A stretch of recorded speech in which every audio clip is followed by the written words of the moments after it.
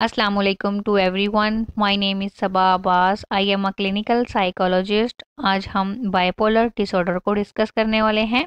Bipolar disorder एक mood का disorder है, यानी इंसानी मिजाज से मुतल्लक ये बीमारी है. जिस तरह इंसानी मिजाज के दो रुख होते हैं, एक खुशी और दूसरा गम या उदासी, इसी तरह बाइपोलर डिसऑर्डर में दो तरह की कैफियत पाई जाती है या इन पेशेंट्स में दो तरह की अलामात पाई जाती हैं. एक तरफ मैनिया मतलब ज़्यादा खुशी, ज़्यादा तेज़ी की कैफियत होती है, जबकि दूसरी तरफ डिप्रेशन मतलब उदासी और गम की कैफियत होती है. तो पहले मैनिया के बारे में जानते हैं. मैनिया में बहुत ज़्यादा या ज़रूरत से ज़्यादा खुशी और ज़रूरत से ज़्यादा तेज़ी आ जाती है फ़र्द में. अगर मैनिक पेशेंट्स की सिम्टम्स को देखें तो इनमें 7 किस्म की अलामात पाई जाती हैं, और अगर इन 7 अलामात में से 3 अलामात एक वीक तक मुसलसल रहें तो कहा जा सकता है फ़र्द को मैनिया है. तो पहले सिम्टम्स को देखते हैं. फर्स्ट सिम्टम ग्रैंडियोसिटी है. इसमें फ़र्द खुद को बहुत बड़ी ताकत समझता है. यह समझता है कि वो एक स्ट्रॉन्ग पर्सनैलिटी है जिसको कोई ख़त्म नहीं कर सकता, कोई इसको हरा नहीं सकता, क्योंकि वो बेशुमार क़ुव्वतों और सलाहियतों का मालिक है. वो ख़ुद को किसी जगह का महाराजा भी बना लेता है. इस तरह की बातें अक्सर मैनिक पेशेंट्स में देखी जाती हैं. Second symptom decrease need for sleep है. इस बीमारी में फ़र्द की नींद बहुत कम हो जाती है, यानी सिर्फ 2 से 3 घंटे सोने के बाद वो खुद को फ्रेश और एनर्जेटिक फील करता है. थर्ड सिम्टम मोर टॉकटिव देन यूजुअल, यानी ऐसे पेशेंट्स अपनी नॉर्मल रूटीन से ज़्यादा बातें करना शुरू कर देते हैं. ये इतना बोलना शुरू कर देते हैं कि जैसे इनको किसी ने बोलने पर मजबूर किया हो, या ये लोग बहुत बुलंद आवाज़ में तेज़ तेज़ और अल्फाज पर ज़ोर दे दे कर बोलते हैं. लंबी लंबी गुफ्तगू करते हैं, चाहे कोई इन्हें सुने या ना सुने. घंटों बात बोलते रहते हैं. खुद को सच्चा और दूसरों को झूठा समझते हैं. Fourth symptom flight of ideas हैं. इसमें मरीज़ के दिमाग में मुख्तलिफ ख्यालात आते हैं, यानी ये ख्यालात इतने बेरबत होते हैं कि इनका आपस में कोई कनेक्शन कहीं से भी फील नहीं होता. जैसे अगर वो खाने की बात कर रहे हैं तो अचानक वो ड्राइविंग पर बात करना स्टार्ट कर देंगे, फिर अचानक रोने वाली बात, इसी तरह रोते रोते हंसने लग जाते हैं, यानी कहीं से भी कोई रबत नहीं होता इनकी बातों में. फिफ्थ सिम्टम डिस्ट्रैक्टेबिलिटी है. इसमें फ़र्द की तवज्जो किसी एक चीज़ पर कायम नहीं रहती, यानी अगर वो कुकिंग कर रहे हैं तो इससे हटकर फ़ौरन क्लॉथ वॉशिंग शुरू कर देते हैं.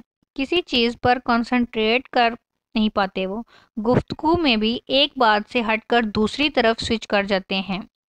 Six symptom increase in goal directive activity है. पेशेंट्स ऐसी एक्टिविटीज़ में इंटरेस्ट लेने लग जाते हैं जिनको पहले कभी ना किया हो. जैसे राइटर्स या पोइट्स को लेटर्स लिखने शुरू कर देंगे. ऐसे दोस्तों से मिलना शुरू कर देते हैं जिनसे कभी कोई राब्ता ही नहीं था. सेवंथ सिम्टम्स जो इनमें देखी जाती है, इसमें फ़र्द ऐसी एक्टिविटीज़ करना शुरू कर देता है जो बज़ाहिर खुशी का बायस हो, लेकिन इनके नताइज तकलीफदा हों. जैसे increase sexual activities, rash driving, waste of money etc. ये मैनिया की अलामात थी. चूँकि बाइपोलर में दो तरह की कैफियत या अलामात पाई जाती हैं, तो दूसरी कैफियत डिप्रेशन को अब डिस्कस कर लेते हैं. अगर 2 हफ्तों तक फ़र्द का मूड डिप्रेस्ड रहे या वो किसी काम में दिलचस्पी ना शो करवाए तो इसको डिप्रेस्ड पेशेंट कहते हैं. इनमें जो अलामात देखी जाती हैं, इनमें डिप्रेस्ड मूड है जो तकरीबन हर रोज़ रहता है. डिमिनिश्ड इंटरेस्ट और प्लेयर, किसी भी काम को करने की दिलचस्पी ख़त्म हो जाती है. इनमें हर किस्म की खुशी ख़त्म हो जाती है. वेट लूज़, इनमें वाज़िया वज़न बढ़ता या घटता दिखाई देता है. इंसोमिया और हाइपरसोमिया, या इनको बहुत ज़्यादा नींद आती है या नींद आने में मुश्किल पेश आती है. फीलिंग ऑफ वर्थलेसनेस, खुद को बेकार और कमतर समझते हैं, जैसे वो किसी काम के नहीं रहे अब. फैटीग और लॉस ऑफ एनर्जी, इनको मामूली सा काम करके थकावट हो जाती है और एनर्जी भी नहीं होती कोई काम करने की. डिफ़िकल्टी टू कंसंट्रेट, किसी भी काम में तवज्जो नहीं दे पाते ये लोग. थॉट्स ऑफ डेथ, मौत की ख्वाहिश करने लग जाते हैं और सुसाइड भी अटैम्प्ट करने की कोशिश करते हैं. ये डिप्रेशन की अलामात थी. इस तरह बाइपोलर डिसऑर्डर में फ़र्द पर मैनिया और डिप्रेशन की अलामात ज़ाहिर होती हैं. और इन अलामात की वजह से फ़र्द की सोशल, ऑक्यूपेशनल और पर्सनल लाइफ पूरी तरह से मुतासिर हो जाती है।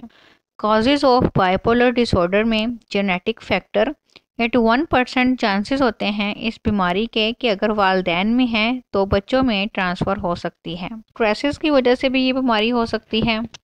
सब्सटेंस अब्यूज़ की वजह से भी ऐसा हो सकता है। अगर ट्रीटमेंट की बात करें तो ट्रीटमेंट में फ़र्द को उसकी अलामात और हालत देखते हुए मेडिसिन दी जाती है और मेडिसिन के साथ साथ थेरेपी भी की जाती है उसकी। घर वालों को समझाया जाता है कि कुछ महीने लगेंगे उनको ठीक होने में इस बीमारी से निकलने के लिए। उम्मीद करती हूँ आपको आज का टॉपिक अच्छा लगा होगा। आज के लिए इतना ही। मज़ीद वीडियोस के लिए मेरे चैनल को सब्सक्राइब करें, लाइक करें और शेयर करें। Stay happy. अल्लाह हाफिज़।